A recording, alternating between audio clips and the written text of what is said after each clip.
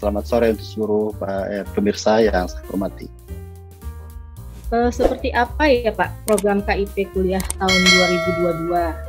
Apakah ada perubahan kebijakan atau mekanisme pembiayaan dari tahun sebelumnya? Kami persilahkan Bapak. Baik Mbak Ari. Bismillahirrahmanirrahim. Assalamualaikum warahmatullahi wabarakatuh. Pertama-tama saya mengucapkan terima kasih banyak untuk seluruh kita semuanya. Semoga kita semuanya dalam keadaan sehat walafiat. Menjawab pertanyaan dari Mbak Ari bahwa untuk tahun 2022 tidak ada perubahan dari aspek kebijakan untuk KIP kuliah Merdeka. Karena kenapa di tahun 2021 kita sudah menaikkan ya baik harga satuan biaya hidup maupun harga satuan untuk UKT-nya. Ini hampir kami pastikan bahwa insya Allah tahun 2022 akan berjalan sama dengan tahun 2021. Mungkin yang akan berbeda Mbak Ari adalah animo mahasiswa kita. Karena kenapa kami melihat di tahun 2021 yang lalu, pada tahun 2020 akreditasi A itu masih sekitar 20%.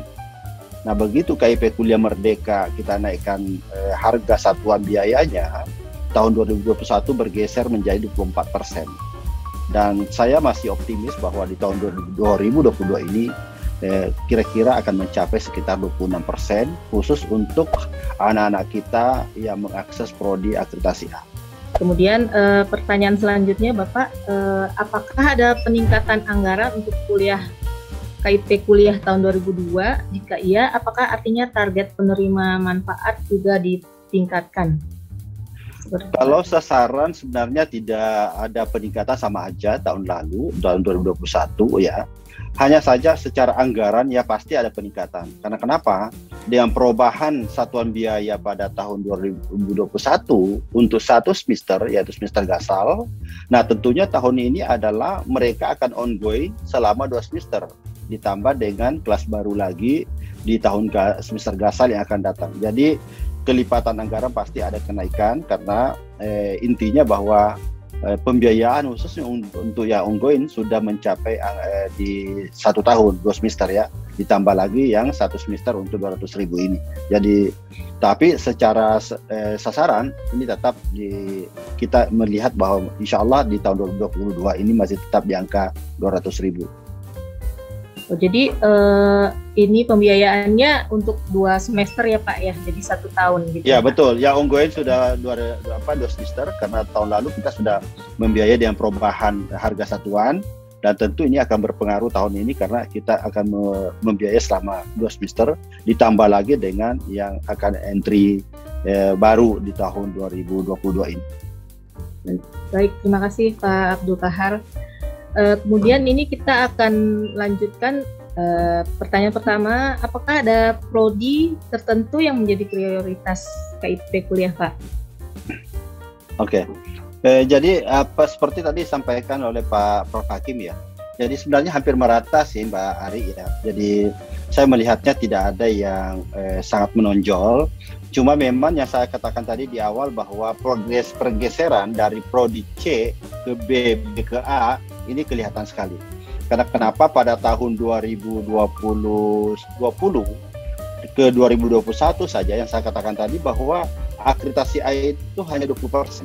Sementara di 2021 naik menjadi 24%. Sebaliknya yang di akreditasi C itu mengalami penurunan dari 24% tinggal 18% di tahun 2021. Jadi pergeseran ini. Nah, yang besar itu ada di akreditasi B. Nah, kami melihat bahwa perubahan ini adalah tidak lain karena adanya perubahan kebijakan Mas Menteri terkait dengan biaya hidup maupun UKT. Karena memang misinya program ini bahwa bagaimana anak-anak kita yang punya talenta khusus, punya kualifikasi akademik yang bagus, sedapat mungkin bisa meraih mimpi-mimpinya pada perguruan tinggi yang terbaik, sehingga mereka bisa bersekolah atau berkuliah di kota-kota besar karena biaya hidup juga kita sudah sesuaikan. Demikian juga sebaliknya, teman-teman kami di perguruan tinggi tentu tidak lagi memikirkan subsidi terlalu besar karena ketimpangan UKT. Umpamanya kalau dulu kan UKT-nya hanya 2,4, sehingga saudara-saudara kita untuk masuk ke program studi yang mungkin di atas 5 juta ke atas, ini kan subsidinya dari perguruan tinggi kan luar biasa. Sehingga kalau umpamanya lebih dari 5 orang mahasiswa saja dalam satu program studi, ini kan luar biasa subsidi dari yang dilakukan oleh perguruan tinggi. Tapi dengan sekarang, dengan perubahan biaya UKT, akreditasi B bisa sampai 4 juta, kemudian akreditasi A 8 bahkan bisa sampai 12 juta, ini kan membuat program studi kita sudah tidak berpikir lagi untuk berpikir menerima anak KIP kuliah, karena biaya UKT-nya cukup kita memberikan bantuan dari pemerintah yang luar biasa ya. Nah, ini yang sangat dirasakan di tahun 2021 yang kami melihat secara statistik pergerakan mahasiswa kita maupun pergerakan perpindahan dari desa ke kota, dalam artian bahwa PTS dulu yang ada di pulau-pulau atau di kabupaten, sekarang ini pergerakannya larinya ke kota karena itu biaya hidup tadi. Kalau dulu kan mungkin saja orang tuanya berpikir untuk melepas anaknya karena harus disubsidi juga oleh orang tua, minimal umpamanya uang biaya harian, kemudian transportasi, mungkin ya hidupnya hanya cukup untuk ngekos dan sebagainya. Nah, inilah perubahan-perubahan yang sangat signifikan di tahun 2021, dan kami memprediksi bahwa di tahun 2022 dengan kita lebih awal memberikan sosialisasi kepada masyarakat dan kita lakukan dengan berbagai kanal untuk mensosialisasikan ke masyarakat, ini jauh lebih pergeseran ini akan terjadi kembali di tahun 2022. Demikian Mbak Ari. Pak Abdul Kahar, jadi karena penambahan biaya UKT dan biaya hidup, jadi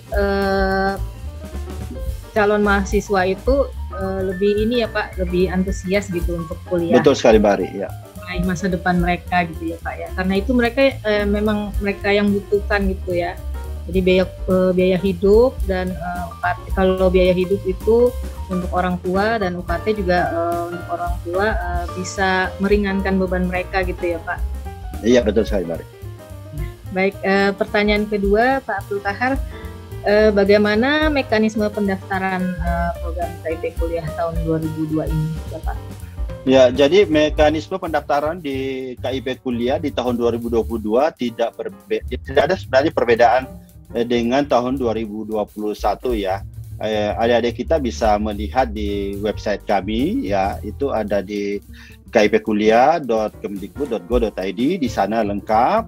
Bahkan kalau ada keraguan terhadap mekanisme atau prosedur, teman-teman di sana ada helpdesk yang bisa dihubungi, dan teman kami standby 24 jam untuk merespon pertanyaan-pertanyaan dari adik-adik kita atau anak-anak kita yang ingin memanfaatkan kesempatan ini.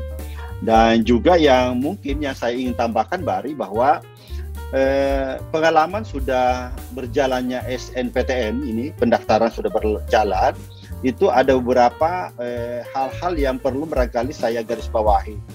Contoh, adik-adik kita atau anak-anak kita terkadang antara INSN, kemudian NPSN, kemudian NIK, seperti juga tadi disampaikan oleh Ananda dari Uncen, bahwa awalnya dia mengalami kesulitan di situ. Nah, ini juga saya mengharapkan Ananda semua tidak perlu panik ya, tidak perlu panik. Karena kenapa? Setiap saat kita bisa memberikan solusi bagaimana caranya untuk mengatasi hal itu. Karena memang sinkronisasi data ya, terkadang ada kasus-kasus tertentu NISN-nya adik-adik tidak bisa terbaca. Tapi sekarang dengan kita selalu memperbaiki teknologinya untuk NISN, kemudian bahkan nomor kartu PIP-nya di SMA, SMK dan madrasah, sekarang ini nggak perlu lagi dianikan oleh si anak-anak kita, karena sudah ada di Si Pintar, satu rumah dengan kami di PIP itu sudah bisa langsung kita link. Jadi pemodanannya segala kita sudah melakukan sendiri secara mesin. Jadi adik-adikku semua, anak-anakku semua yang ingin mendaftar tidak perlu ragu terhadap itu. Cuma yang perlu memang dipastikan adalah NIK yang paling sering bermasalah. Nah, terkadang apakah mungkin awalnya salah ketik atau mungkin ada orang yang salah ketik sehingga menggunakan NIK kita, ini yang terkadang menjadi masalah. Sehingga kalau ada persoalan seperti itu jangan panik, kembali ke sekolah, minta kepada operator Dapodik bagaimana diperbaiki datanya. Insya Allah itu akan ada solusinya seperti itu, Mbak Ari. Oke, baik Pak. Jadi semua masalah sudah dipikirkan solusinya ya Pak ya dalam pendaftaran KIP kuliah. Iya. Kita buka terus Mbak Ari, 24 jam helpdesk-nya KIP kuliah kita standby, email juga standby. Bahkan saya sekarang kadang-kadang dipanggil admin oleh anak-anak karena IG saya 24 jam juga saya respon. Admin, saya pokoknya dipanggilnya admin karena saya langsung merespon apa-apa yang menjadi pertanyaan anak-anak aku semuanya yang ingin mendaftar tapi karena panik. Apalagi mulai dari kemarin kan tanggal 22 SBMPTN kita sudah mulai lagi buka sampai tanggal 14 April yang akan datang. Ini sudah mulai lagi kepanikan muncul karena tidak sinkron dengan LTMPT. Pokoknya nggak perlu panik kan Anda semua ya. Jadi yang mendengarkan ikut di YouTube ini jangan panik. Pokoknya apa yang menjadi respon dari IT, pelajari baik-baik dokumennya, persiapkan dengan baik. Insya Allah diulangi saja terus-menerus. Insya Allah ada solusi ya. Baik Pak. Jadi selain dari Kemendikbud ada juga dari sekolah ya Pak ya. Betul sekali Mbak. Kan Dapodik itu kan operatornya ada di sekolah, jadi harus diperbaiki dari sekolah. Kami tidak bisa karena kami hanya langsung mengambil data link dari Dapodik yang ada di Pusdatin.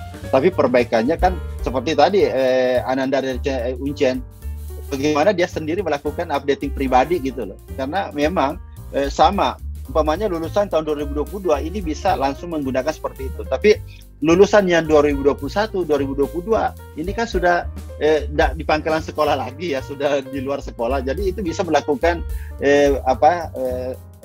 perbaikan sendiri. Nah, bisa dilihat nanti kalau ditayangkan di sini, kalau tadi di slide saya ada di situ bagaimana cara memperbaikinya. Teman-teman bisa memperlihatkan kepada semua audiensi kita. Baik. Terima kasih Pak Abdul Kahar. Ini pertanyaan ketiga Pak Abdul Kahar.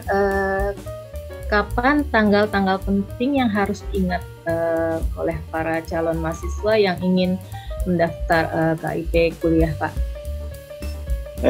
Tadi saya sudah sampaikan jadwal colong dia ini. Jadi ini anak-anakku semua ya. Jadi yang pertama yang sebelah kiri itu harus dipastikan dulu ya sebelum melihat tanggal-tanggal yang sebelah kanan itu. Siapkan data mulai dari NIK, NSN, MPSN, kemudian pastikan email. Ini juga paling banyak dikeluhkan karena ada kalanya menggunakan email sekolah atau email guru. Tentu respon akun, memperoleh akunnya tidak langsung kepada yang bersangkutan. Jadi sedapat mungkin setiap siswa yang ingin mendaftar mempunyai email sendiri dan bakukan email itu. Karena kenapa? Itulah yang akan menjadi alat komunikasi terus-menerus. Akun dikirim ke email pribadi masing-masing. Nah, ini tanggal-tanggal yang semuanya yang harus dicermati ya, harus dijaga. Seperti saat ini pendaftaran UTBK untuk SBMPTN itu sudah mulai dibuka dari kemarin tanggal 22 Maret sampai dengan 14 April. Jadi anandaku yang umpamanya mendaftar di SNPTN atau SNMPTN, tetapi karena ini kan pengumumannya nanti di bulan April ya, pengumumannya belum. Nah, kalau umpamanya ragu, jangan sampai saya tidak lolos SNPTN, dari sekarang bisa menggunakan akun yang sama untuk SBMPTN, tinggal contrek. Karena di kami pendaftaran KIP kuliah tidak harus keluar masuk. Pokoknya mendaftar SNPTN tidak lulus, mendaftar lagi SBMPTN tidak. Satu kali buat akun digunakan sepanjang tahun. Bahkan tahun sebelumnya pun akun yang sama masih bisa digunakan. Tinggal memperbaiki kembali, mengupdate akun pendaftaran yang baru. Jadi inilah tanggal-tanggal yang harus dilihat sehingga umpamanya peserta yang sudah membuat akun untuk SNPTN sekarang bisa contreng lagi SBMPTN. Jadi tidak perlu membuat akun baru. Jadi satu kali mendaftar digunakan untuk semua jenis seleksi jalur, baik SNPTN, SBMPTN. Ibaratnya kalau tidak lolos SBMPTN, pilih lagi mandiri.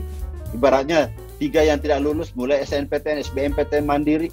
PTS juga masih bisa kita pilih sedemikian rupa. Satu kali saja membuat akun bisa digunakan sepanjang tahun selama masa pendaftaran dan untuk seluruh jalur masuk perguruan tinggi, baik PTN maupun PTS. Baik, Pak. Jadi sebelum kita mendaftar, jadi disiapkan dulu Bapak ya syarat-syaratnya supaya betul lancar. Sekali Mbak Ari, harus memastikan dulu NISN-nya sudah benar, tidak double, karena ada juga keluhan NISN-nya 2. Jadi ini yang harus dipastikan semuanya, harus dicermati kembali, tanya kepada sekolah, bandingkan yang ada tertulis di sistem maupun yang ada di ijazah. NISN kan ada juga di ijazah, dibikin juga NPSN. MPSN juga ada kalanya sekolah-sekolah yang di merger, bergabung ke sekolah yang satu, NPSN-nya masih sekolah lama, belum diupdate. Ini juga masalah. Jadi tolong semua anandaku yang ingin mendaftar KIP kuliah, semua dokumen-dokumen yang dibutuhkan harus dipastikan bahwa itu sudah benar yang kita persiapkan. Ini jadwalnya tertera di websitenya Pak? Ya, ada semua. Jadi ada di website, kemudian di Instagram saya semuanya ada. Bahkan berulang-ulang, terkadang saya ulang-ulangi untuk di-upload terus-menerus. Ya. Bahkan Oliver mungkin sudah masuk di IG saya melihat aktivitas teman-teman semua bagaimana. Semua mempertanyakan semua, dan insya Allah 24 jam saya respon semuanya yang bertanya. Kita akan masuk ke sesi tanya jawab. Di sini sudah masuk pertanyaan terbaik dari peserta webinar. Saya akan membacakannya. Pertama untuk Pak Kahar dari Raka Praditya. Selamat sore Bapak Ibu sekalian. Saya adalah mahasiswa aktif yang terdaftar di salah satu PTN di Indonesia. Jika tahun ini saya ingin mengikuti SBMPTN lagi dan lewat jalur KIPK, apakah bisa? Kemudian alur pendaftarannya bagaimana? Terima kasih. Silakan Bapak Abdul Kahar. Ya, terima kasih. Jadi pada prinsipnya bahwa KIP kuliah itu menyasar mahasiswa baru ya. Jadi bukan mahasiswa yang sudah ongoing study. Jadi mahasiswa baru.